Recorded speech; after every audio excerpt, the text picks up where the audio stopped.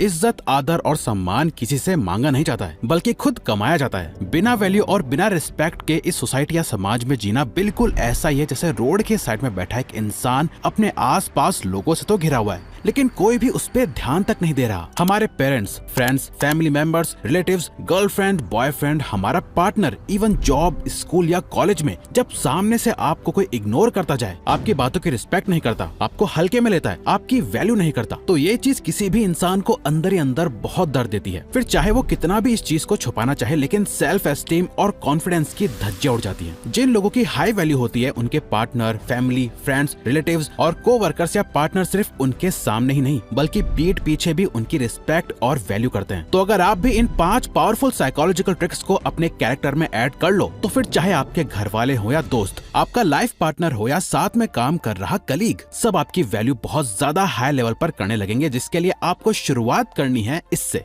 Number 1, become a person of value. लोग आपकी कितनी वैल्यू करेंगे ये आपकी सेल्फ एस्टीम से तय होता है। अच्छा, वेकअप सिड मूवी का ये सीन देखो, कैसे रणबीर कपूर की लो वैल्यू से हाई वैल्यू पर्सन बनने की जर्नी दिखाई है। तुम्हें दिखाई नहीं देता कि आज तुम एग्जाम में फेल हुए हो, कल जिंदगी में फेल होने वाले हो? नहीं दिखाई दे रहा।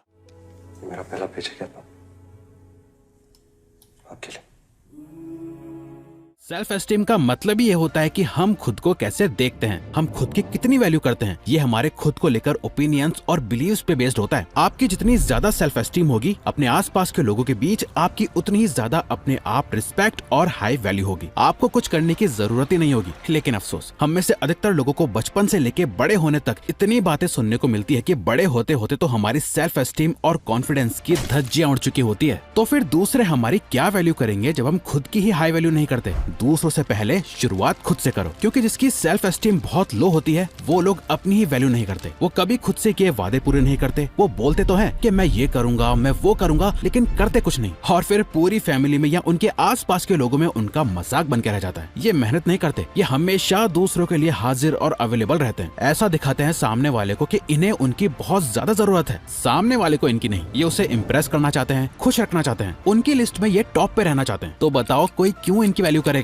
जब ये खुद की डेली लाइफ या खुद के टाइम की वैल्यू ही नहीं करते? कोई इन्हें कितना भी नीचा दिखा दे, कुछ भी उल्टा सीधा बोल दे, ये फिर भी नहीं सुधरते और उम्मीद करते हैं कि वो पर्सन मुझे रिस्पेक्ट या वैल्यू करे। इनके दोस्त इनका खूब मजाक उड़ाते हैं। इनके ग्रुप में होने या ना होने से किसी को कोई फर्क नहीं पड़ता। इन्हें बस सबसे कूल और मजाकिया दिखना होता है लोगों को इम्प्रेस करने के लिए। ऐसा इसीलिए क्योंकि ये लोग खुद को बाकियों से कम समझते हैं। इनके अंदर इनसिक्योरिटीज होती हैं। अमेरिकन पॉलिटिशियन एलेनर रूजवेल्ट ने कहा था कि no one can make you feel inferior without your consent, यानी आपकी मर्जी के बिना कोई आपकी वैल्यू नहीं गिरा सकता। अगर आपको अब तक ये लगता आ रहा है कि लोग आपकी वैल्यू नहीं करते, ऐसा इसीलिए क्योंकि आपने उन लोगों को वो सारे रीजंस दिए हैं जिसने आपकी वैल्यू को कम कर दिया है उनकी नजरों में। इसलिए अपनी वैल्यू बढ़ाने का जो सबसे पहला स्टेप है वो है कि अपनी सेल्फ एस्टीम को बढ़ाओ। इसे करने के लिए आपको कुछ बहुत बड़ा नहीं करना है, बल्कि अपने आप से सच बोलना है, अपनी कही हुई बात पर अमल करना है, अपने किए वादों को पूरा करना है, हमेशा अवेलेबल या हाजिर नहीं रहना है, परफेक्ट या अच्छा बनने की कोशिश नहीं करनी, अपनी छोटी छोटी चीजों का खास ख्याल रखना है और लोगों को ऐसा दिखाना है कि आप अपने में पूरे हो, आपको किसी की जरूरत नहीं है और आप किसी और पर डिपेंड नहीं हो, बल्कि ऐसा बनो कि लोगों को आपकी जरूरत हो, आपको उनकी नहीं। ये छोटे छोटे डिसीजंस आपकी सेल्फ एस्टीम को बढ़ाएंगे, जो डायरेक्टली आपकी पर्सनैलिटी पे दिख के आएगा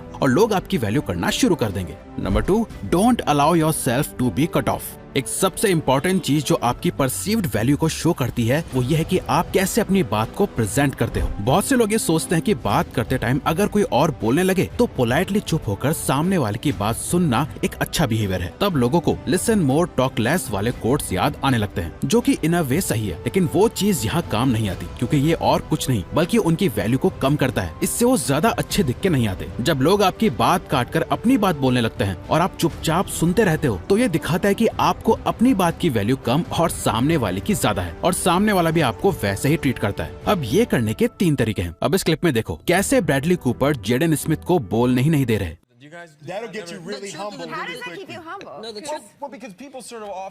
अब आप जेडन स्मिथ के फादर विल स्मिथ को देखो कि वो कैसे अपनी बात कहते हैं। बाकियों से जस्ट थोड़ी सी लाउड और ऊंची वॉइस में बोलने से विल स्मिथ ने अपनी पूरी बात कह दी है।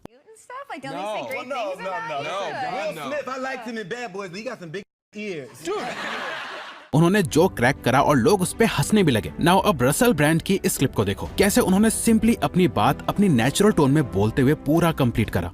liked your program. Okay, no, but you did ask to see No, I the did, books. and I You're liked a fellow English woman, so And I we felt do- obliged. एक और सबसे powerful तरीका है, अगली बार अगर कोई बीच conversation में आपकी बात काट कर कुछ कहने लगे तो कुछ मत करो, एकदम काम रहो, 1 सेकंड का पॉज लो और फिर कहो, मैं आई फिनिश, क्या मैं पहले अपनी बात पूरी खत्म कर लूं? ये इंस्टेंटली एक हाई रिस्पेक्ट कमांड करेगा और आपकी परसीव्ड वैल्यू एक ग्राउंड कॉन्वर्सेशन में बढ़ जाएगी। Number 3, openly share your shortcomings. आपको 12th फेल मूवी का लास्ट इंटरव्यू वाला सीन याद है, जब मनोज से कहा जाता है कि इंटरव्यूअर के सामने अपने फेल होने का कोई झूठा बहाना बता देना, सच मत बोलना, लेकिन वो अंदर जाके सब कुछ साफ साफ सच सच बता देता है कि वो 12th में इसलिए फेल हुआ था क्योंकि उस साल चीटिंग नहीं हुई थी। हमारे गांव में एक नए डीएसपी सर आए थे, दुष्यंत सिंह सर। उन्होंने चीटिंग रोक दी थी और सारा स्कूल फेल हो गया था। अगर मनोज ने ये बात छुपा ली होती तो वो शायद कभी आईपीएस नहीं बन पाते। अगर आप इस fake it till you make it वाले कॉन्सेप्ट में बिलीव करते हो तो आप अपनी वैल्यू गिरवा रहे हो। लोगों को लगता है कि अगर वो अपनी कमियां छुपाएंगे तो वो ज्यादा अच्छे दिख के आएंगे। ऐसा नहीं है, जब भी आप अपनी कमियां छुपा रहे होते हो सामने वाला उससे बहुत आसानी से पकड़ लेता है। लोगों को परफेक्शन नहीं चाहिए, कोई इंसान परफेक्ट नहीं होता और हर इंसान इस बात को बखूबी समझता है। लोग आपकी कमियों से आपको जज नहीं करते, वो आपको इस बात पे जज करते हैं कि आप अपनी कमियों को खुद कैसे देखते हो। इसका सबसे बड़ा एग्जाम्पल आपको गली बॉय मूवी के फाइनल रैप बैटल में बहुत क्लियरली देखने को मिलता है। कैसे सामने वाला उसकी गरीबी, उसके कपड़े, उसकी फाइनेंशियल कंडीशन की सच्चाई दिखा रहा होता है। रैप गेम तेरे बस का ना, तू धोने आजा मेरे गाड़ी, दान में ले पैसा, जा तू ऐश कर ले भिखारी। बट रणवीर सिंह का कैरेक्टर अपनी इन कमियों को छुपाता नहीं बल्कि उसे प्राउडली एक्सेप्ट करता है। सलाम ठोक, सर झुका, तू दुम दबा, चल रास्ता नाप ले, कपड़े सिलाए ले खुद के दम पे, नहीं लिए मैंने अपने बाप से। अपने सच को एक्सेप्ट करना बहुत ही हिम्मत वाला काम है और वैल्यू उन्हीं की करी जाती है जिनमें सच एक्सेप्ट करने की हिम्मत होती है। Number 4, don't apologize just to avoid conflict. आपने ऐसे बहुत से लोगों को देखा होगा, या हो सकता है कि आप खुद भी ऐसे ही पर्सन हो जिसको बहस करना पसंद नहीं, जो ज्यादा किसी से लड़ता नहीं, और जहाँ बात आगे बढ़ रही होती है तो आप अच्छा ठीक है, मेरी ही गलती है, तुम सही हो, अब बात को खत्म करते हैं, ये बोल के लड़ाई खत्म करने की कोशिश करते हो। आपको क्या लगता है इससे क्या होता है? सामने वाले की नजर में आपकी रिस्पेक्ट बढ़ जाती है। वो ये सोचते हैं कि वाह ये कितना अच्छा पर्सन है, इसने लड़ाई नहीं करी, इससे आपकी वैल्यू बढ़ गई। ऐसा कुछ नहीं होता। इनफैक्ट सामने वाला आपको और नीची नजरों से देखने लगता है, जिसके अंदर फाइटिंग स्पिरिट नहीं है, जो डरपोक है, कुछ भी कर दो और थोड़ी सी बहस क्या हो गई ये खुद अपनी गलती मानने लगेगा, जिसका लोग बहुत गलत फायदा उठाते हैं। बात बहस जीतने की नहीं है, अपने आप को सही साबित करने की भी नहीं है, बल्कि अपनी बात की वैल्यू को होल्ड करके रखने की है। सामने वाला आपसे अग्री नहीं कर रहा तो कोई बात नहीं, अपनी बात की वैल्यू कम मत करो। अगर आप बार बार ये करते रहे तो आपकी किसी बात की कोई वैल्यू नहीं करी जाएगी। Number 5, compliment your competition.